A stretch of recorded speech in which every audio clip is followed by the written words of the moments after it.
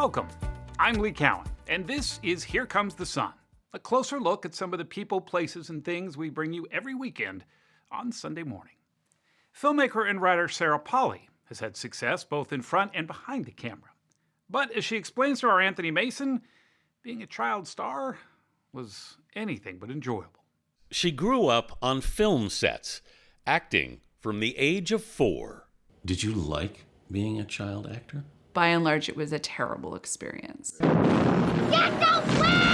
Stop it! She was traumatized running through explosions in The Adventures of Baron Munchausen. A lot of the time when the explosions and things were going off, it was really scary. There are a lot of cherries in your pies. She was called Canada's sweetheart when she starred in the series Road to Avonlea. You didn't like all the attention either. Being recognized was really scary for me and uncomfortable. Later in the show, Sarah Polley on finding out the truth about her biological dad. You'd been told for a long time by your brothers and sisters that you didn't look like the rest of the family. When you finally found out your father was not your biological father, how did you feel about that? I mean, I think that I didn't put like a ton of stock in DNA and what that meant about me and my relationship with my dad. So I think I was sort of just excited about it in that sense that when you're a little kid, you always wonder what if you found out you were from a different family. There's some kind of fascination in it. And Harry was a really fascinating person, and so was his family. And, you know, there was a lot I was really excited and curious about. Yeah. I think that when I realized my dad was going to find out this information at some point, that's when the penny started to drop and it started to feel a bit more difficult to me because the idea that this would cause pain. Then Rita Braver goes to the mat to learn how girls wrestling has become the fastest growing high school sport in the country. When Skylar started wrestling at age 5, the only opponents around were boys.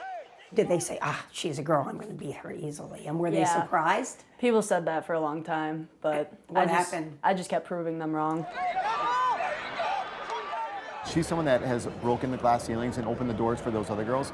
Skylar's head coach, Tim Hannaberg, says that last season, the first time Hastings High School fielded the girls' wrestling team, it was just Skylar and 5 other girls.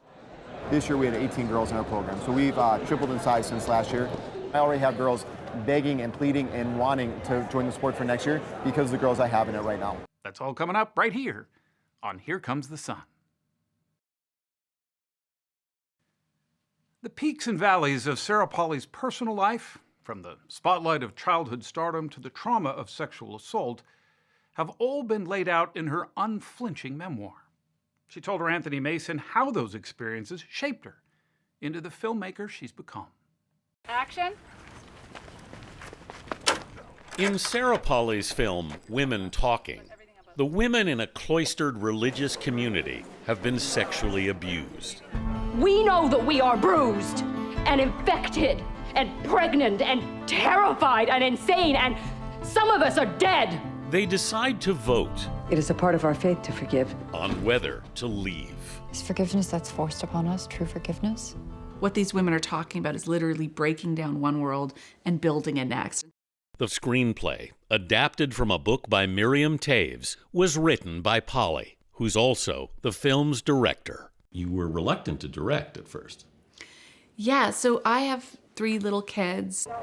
That takes a whole summer, trust me. Polley told Frances McDormand, who co-stars in the film and co-produced it, that she couldn't handle the long, grueling days away from her children. And there was this little pause, and then Frances McDormand just kind of went, well, men have written the rules of this industry, and this movie's called Women Talking, so we're gonna change the rules. Amen, sister. We're just gonna do it. I started writing it the year before the pandemic. We met Polley in Toronto, her hometown. Do you practice your slap shot This is here? my tour. In this country, we have hockey. You're welcome. But she didn't grow up on the ice. She grew up on film sets, acting from the age of 4. Did you like being a child actor? By and large, it was a terrible experience. Get away! Stop it! She was traumatized running through explosions in The Adventures of Baron Munchausen. A lot of the time when the explosions and things were going off, it was really scary. There are a lot of cherries in your pies. She was called Canada's sweetheart when she starred in the series Road to Avonlea. You didn't like all the attention either. Being recognized was really scary for me and uncomfortable. At 11, Polley lost her mother to cancer. A few months later, she was diagnosed with scoliosis. My spine growing completely out of control into this curve, which I knew it needed surgery for. I think all those things just kind of came to a head. And so that was a really big moment of breakage in terms of just everything kind of crumbling. Was there anything unusual about the bus that particular morning? At 17, Polley was cast in Adam Agoyan's film, The Sweet Hereafter. I'm a wheelchair girl now. Playing a girl paralyzed in a school bus accident. It's okay with you? Great. You have to do so much in your facial expressions in that movie. I'd been going through so much since I was so little, Yeah. and there was no place to put it. And suddenly I was able to put everything that had ever happened to me that I hadn't said into these silent moments. Polley won glowing reviews. In 1999, she made the cover of Vanity Fair's Hollywood issue and reached a turning point in 2000 when she was cast as rock groupie Penny Lane in Cameron Crowe's film Almost Famous. And did you walk away from it? I did walk away from it. It became really clear to me really fast. Whoever played that part was going to become a huge star. I knew definitively I didn't want that from my early experiences of fame, which were so negative. So I thought, wait, why am I getting on this train? Were there a lot of people who said, "What are you doing?" Oh, yeah. If people weren't coming by the house from Toronto, they were flying in to knock on my door and go, so you're not going to be Penny Lane in the new Cameron Crowe movie. That's fascinating choice. Never, never, never. In the end, the part of Penny Lane was played by Kate Hudson. You haven't regretted it at all? Never, because I never would have made my own films. It came directly from that moment. Polley recounts some of her traumas in her memoir, writing, "The past and present are in constant dialogue." In the book, she alleges she was sexually assaulted when she was 16. And I'm wondering the degree to which that was in conversation with you when you were making this film.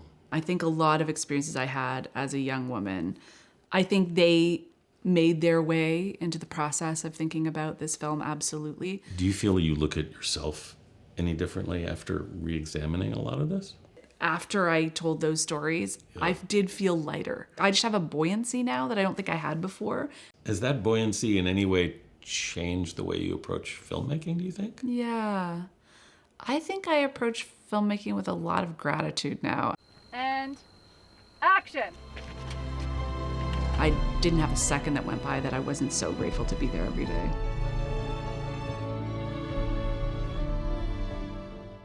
Up next, an exclusive excerpt from Sarah Polley's chat. Something you can only see right here on CBS News Streaming. Stay with us.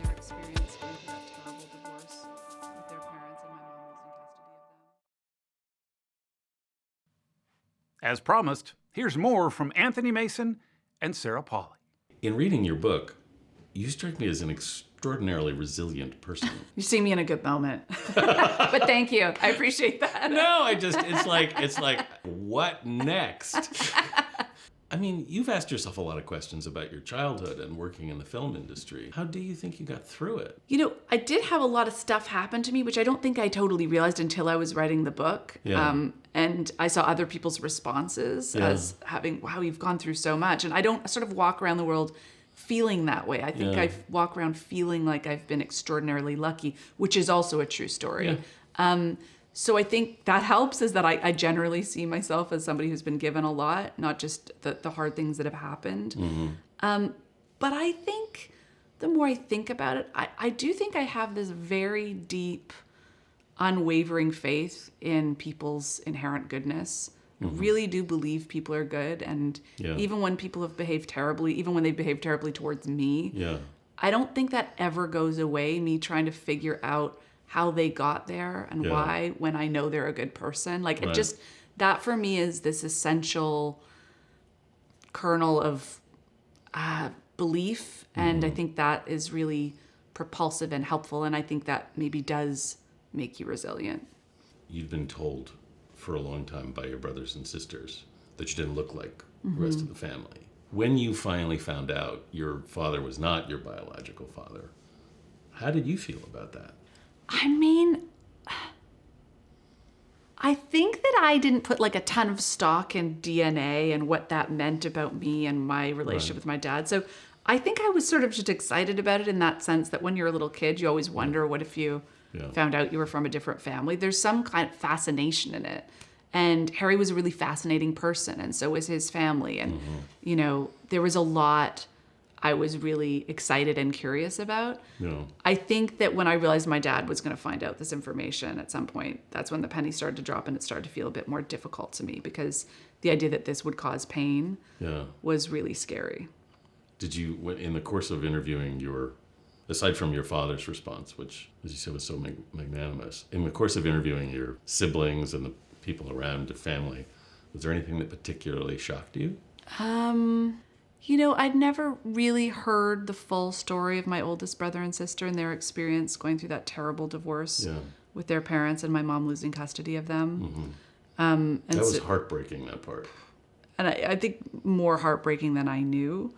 And it was interesting interviewing them about that and having that whole story finally, but also interviewing my oldest, you know, my brother Mark, who wasn't part of that marriage, who, you know, he's these two, Johnny and Susie are his older brother and sister too. And when he talked about that story, he couldn't even speak. And it was interesting to see how a story in your family that didn't directly happen to you can kind of haunt and grieve you in a way that I didn't even understand, that we are also carrying each other's stories in ways that are traumas, even if we didn't, you know, go through them ourselves or in some cases. And I thought that was really interesting. Just the level of the intensity of the empathy that can develop when you've known people your whole life that you're not even really aware is there. It's also so interesting how the way we edit our memories and compress them at times and what we end up pushing out and what we end up conflating and then unwinding that sometimes. It's really weird. It's been a decade since you made the film about your family. What made you decide to be that intimate about your life? I was fascinated by the way we were all telling the same story in totally different ways.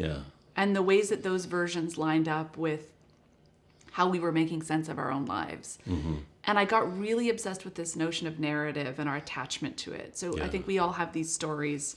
We all know those people who you meet them and you're like, yeah, so I'm like this because A, B, C, D. And they tell you the story and they've got such a handle on it. I don't trust those people. That's not true. Because there's also 15 other stories they could be telling about the same set of events that would lead to them becoming a different kind of person. So I think we can kind of retroactively tell the stories of our lives and reframe them in order to try to understand or justify or validate or feel okay with who we are now. It's obviously, I think creating narratives around our lives is very important. I think it's survival. I think it's also the basis of important equity-seeking movements. I also think stories can be so dangerous because I think we can get rigid about them. We can shake them at each other. It can lead to people feeling they're better than other people in terms of a bigger societal context. So I think narrative just fascinates me in terms of how we use it and manipulate it, how we think we have a handle on it and then we don't. And so there was this story in my family that I suddenly got to witness everyone telling in different ways and seeing these inconsistencies. And I got really curious about how and why we were doing that. So it was a really amazing process to get to interview my family and get to hear their narrative sometimes for 2 days or 3 days at a time and as a sibling not interrupt. Like if you can imagine just asking your family questions and it is literally your job. Like you will ruin your movie if you don't shut up when they say something you don't agree with. You learn a lot. I mean, I heard things I would have never heard my whole life because my job was literally just to listen. I highly recommend people pretend they're making a film about their families in order to have that experience because I think we're not always hearing each other. We're not hearing the full story and we never will because we're going to be too busy injecting our own narrative. I feel like, I mean, everything you do, I feel in a way you're circling back and then trying to move forward at the same time. Yeah. Oh, that's a lovely way of putting it and I hadn't thought of it that way. But it does feel like that to me, that there's, this idea of capturing the past and moving it along with you and seeing how it shifts and changes and it gets refracted in different ways. And I think that's one of the big discoveries I made writing this book was your memories don't have to stay static. They don't have to stay meaning the same thing they meant to you 2 years ago when you finally came to terms with it. Like, these things do shift and change according to how you're living now. Yeah. And so I've found that really liberating, this idea that we're not living with these hard, rigid knots of stories, that they can kind of get looser and more flexible. We can find more in them. We can find different perspectives in them. And there might be more use to them than we thought when they were happening to us. Up next, wrestling like a girl.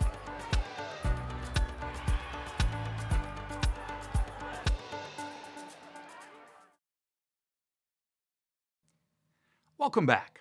Traditionally, wrestling has often been associated as a guy's sport. But not anymore. Here's Rita Braver as she pins down how girls are getting in on the action. It's one of the fastest growing high school sports in the country, girls wrestling. Here in Minnesota, it wasn't even an official sport until the last school year. Now the number of girls here has more than doubled, from 250 to 541. Little Soldier state champion last year. Led by champions like Skylar Little Soldier of Hastings. And there's the pin, 25 seconds. Now a 16-year-old junior wrestling at 145 pounds, she's ranked as one of the top 10 girls high school wrestlers in the country, following a grueling training regime. At 5 a.m. I wake up and I do 500 push-ups, sit-ups, squats, and dips. 500? Each? Yeah. What got you interested in it? My little brother, actually. They took me to his wrestling practice, and I wanted to start right then and there. And Skylar Little Soldier, a proud descendant of Native Americans, now has a slew of honors. Where's your state champion medal from? This one. This is from last year. When Skylar started wrestling at age 5, the only opponents around were boys. Did they say, she's a girl, I'm going to beat her easily? And were they surprised? People said that for a long time, but what happened? I just kept proving them wrong. She's someone that has broken the glass ceilings and opened the doors for those other girls.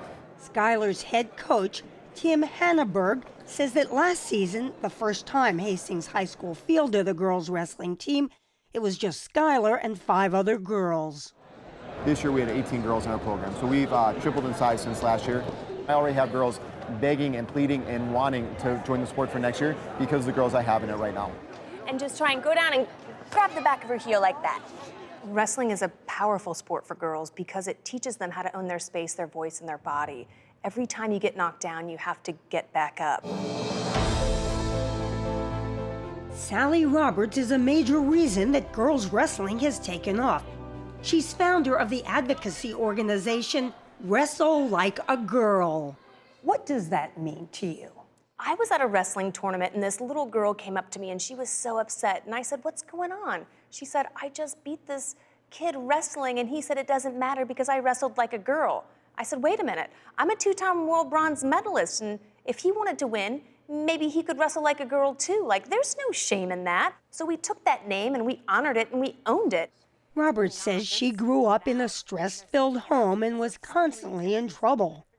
I ended up getting arrested so many times I got put in front of a juvenile detention officer who said, "Hey, if you don't find an after-school activity, you're going to face going to juvenile detention."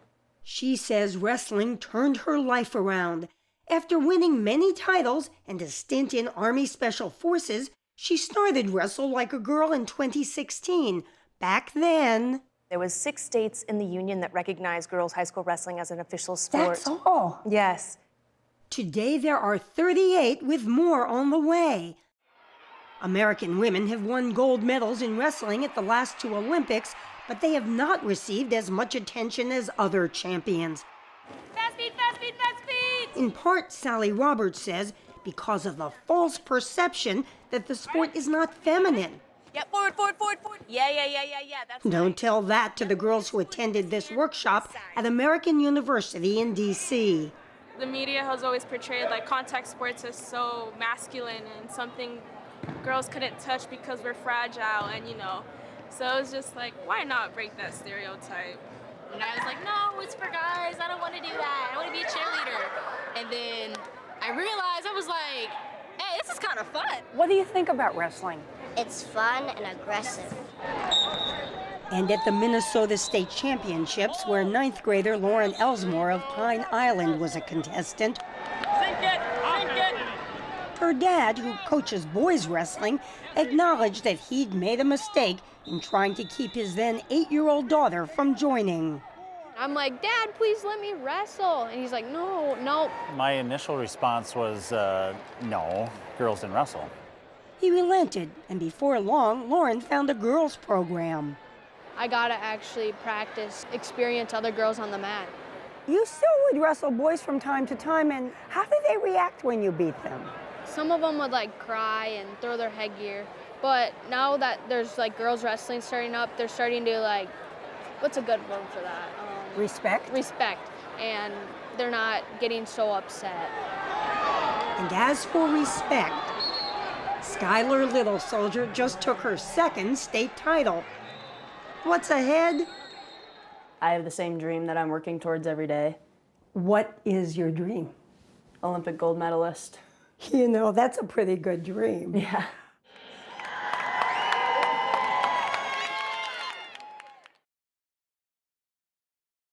I'm Lee Cowan. Thanks for joining us. We'll see you right here next time on Here Comes the Sun.